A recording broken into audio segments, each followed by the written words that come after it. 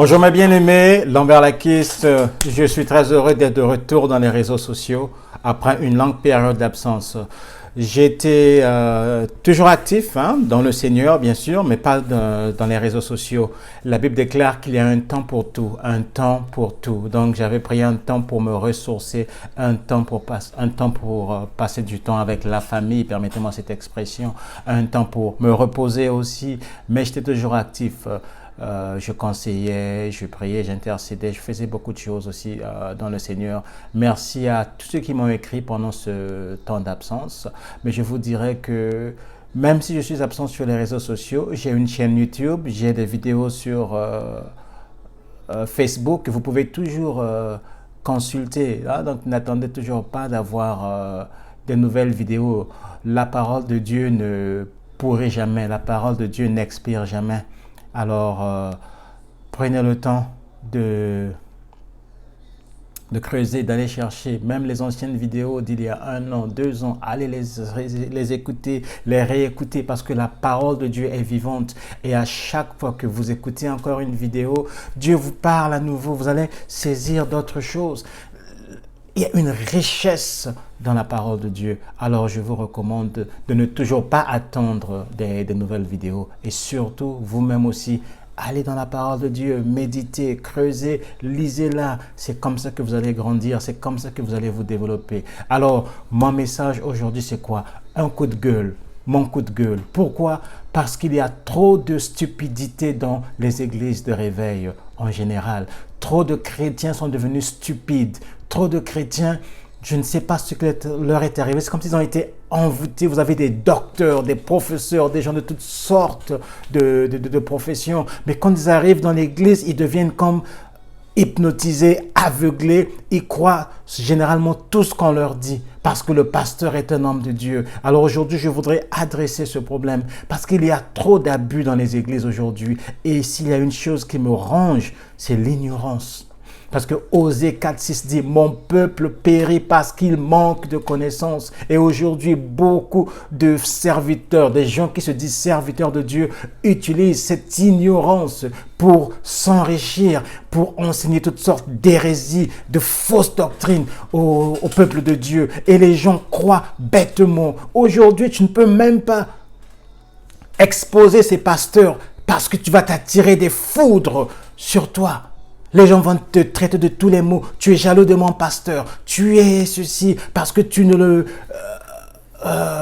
vaux pas. Mon pasteur a 1 million de fidèles sur les réseaux sociaux. Toi, tu n'en as que 10. Alors, c'est juste la jalousie. Je ne vais pas t'écouter.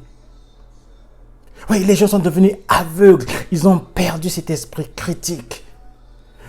Être chrétien ne veut pas dire être aveugle. Spirituellement, être chrétien ne veut pas dire une obéissance bête, aveugle. Même Dieu lui-même ne nous demande pas une obéissance aveugle. Dieu veut une obéissance basée sur l'amour.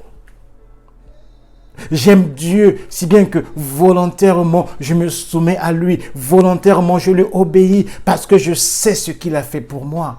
Voilà la vraie obéissance, basée sur l'amour et non sur le contrôle. Je suis l'homme de Dieu, j'ai dit ceci, tu m'écoutes, tu ne peux pas me challenger. Ça, c'est des mensonges, bien-aimés. Osée 4,6, mon peuple périt parce qu'il manque de connaissance. Et le verset continue, parce que tu as refusé la connaissance. Tu as refusé de t'instruire. L'instruction est là, disponible. La parole de Dieu est disponible. Jean 8, 31, 32. Jésus parlait aux chrétiens qui venaient de se convertir et leur a dit,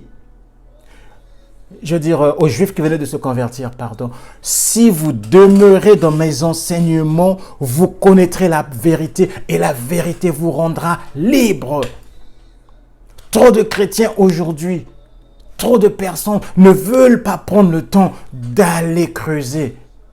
Oui, vous écoutez la prédication, vous la recevez. Il n'y a rien de mal à ça. Prenez-la maintenant, allez-y la confronter avec la parole de Dieu. Est-ce que ce que le pasteur a dit est vrai? C'est ce que faisaient les chrétiens de Bérée en Acte 17. Soyez des Béréens, ayez cet esprit critique. On vous enseigne la parole, on vous donne une prophétie. Recevez-la, ne la rejetez pas. Deuxième étape, à la maison, consultez-la, vérifiez, confrontez avec les Écritures. Mais trop de chrétiens sont devenus bêtes spirituellement, aveugles. Le pasteur dit ceci, on applaudit. Le pasteur tous, on applaudit. C'est quoi ces bêtises? Il y a un pasteur qui a dit clairement, moi mon baromètre, c'est pas la Bible, c'est le dessin animé des Simpsons. Mais c'est quoi? Il n'y a aucun livre qui soit supérieur à la Bible. L'autorité de la parole, c'est la Bible. Ce n'est pas le livre du prophète. Ce n'est pas le livre que pasteur Intel a écrit. Tous ces autres livres-là doivent être confrontés à la parole de Dieu.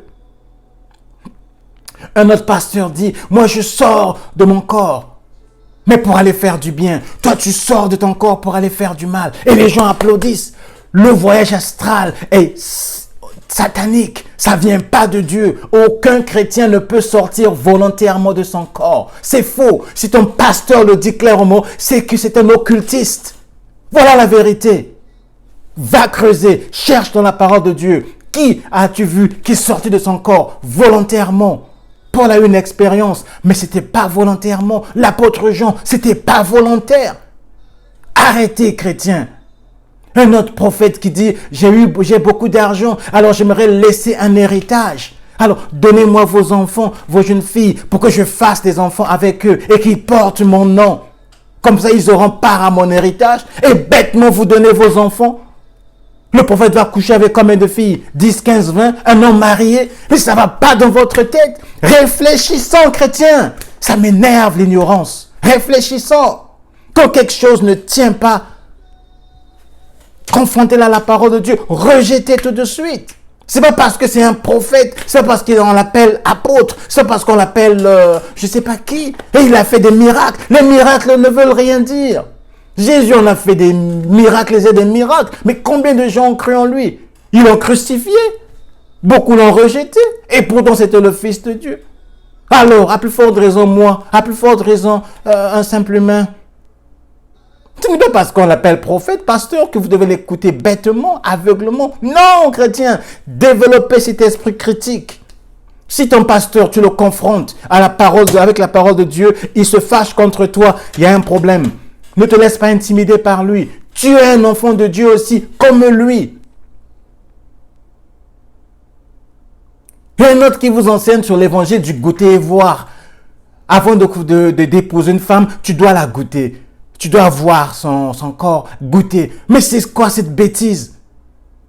Est-ce que c'est ce que l'évangile nous enseigne? Est-ce que ce pasteur-là, je ne sais pas s'il va accepter que ses filles soient goûtées et vues par des dizaines de frères avant de l'épouser? Mais réfléchissons, chrétiens. Tout ce qui ne tient pas la route, là, mettez de côté. Confronté, je m'en fous, qu'il soit apôtre, qu'il ait 1 million de fidèles dans le monde, qu'il ait un grand ministère, ça ne veut rien dire. Le Seigneur a dit, beaucoup ce jour-là diront, n'est-ce pas en ton nom que nous avons enseigné, n'est-ce pas en ton nom que nous avons fait ceci? Il le dira, je ne vous connais pas. Beaucoup de gens aujourd'hui utilisent la divination pour vous donner de fausses prophéties. Ils utilisent une puissance démoniaque pour faire des miracles. Vous allez quelque part, on vous impose, on vous touche, vous tombez. Et qu'est-ce qui s'est passé? Vous vous relevez, vos problèmes sont toujours là, les démons sont toujours là, rien n'est parti. Alors, ça change quoi? Chrétiens, réfléchissons. Acquiert la parole de Dieu. Josué 1, qu'est-ce que Jésus a dit? Le Seigneur a dit que ce livre de la loi ne s'éloigne pas de ta bouche. Médite le jour et nuit. C'est alors que tu vas réussir. Tu vas réussir en lisant la parole de Dieu, en la méditant. Et Jésus a dit qu'il est préférable que je parte parce que quand je serai parti, je vous enverrai le Saint-Esprit. Le Saint-Esprit va vous enseigner. Quand vous lisez la parole de Dieu, le Saint-Esprit va vous donner la connaissance, la compréhension. Faites-lui confiance. Et parfois, vous allez lire un passage, Soulignez ce qui est bien, ce qui vous touche. Demain, dans une situation bien précise, le Saint-Esprit va vous ramener ce verset dans votre tête. À ce moment-là, vous allez l'utiliser, vous allez vous appuyer dessus pour prendre votre décision. Et c'est ce qui m'arrive. Je passe du temps à lire la Bible, je souligne, et parfois, dans un contexte bien précis, il y a un verset qui me revient et je donne le conseil à mon frère. Voilà. Ils sont dit, ah, merci frère pour votre sagesse. C'est le Saint-Esprit. C'est tout. Le secret, c'est dans les Écritures. Jean 8, 31 à 32. Jésus parle aux Juifs qui venaient de se convertir et leur dit, si vous demeurez dans mes enseignements, vous connaîtrez la vérité et la vérité vous rendra libre. Mais le livre du prophète a dit ceci. Regardez ce que le livre du prophète dit. Est-ce que c'est conforme à la parole de Dieu? Non. Passez du temps dans la parole de Dieu, bien-aimés. Que le Seigneur vous garde, que le Seigneur vous protège. Et à la prochaine.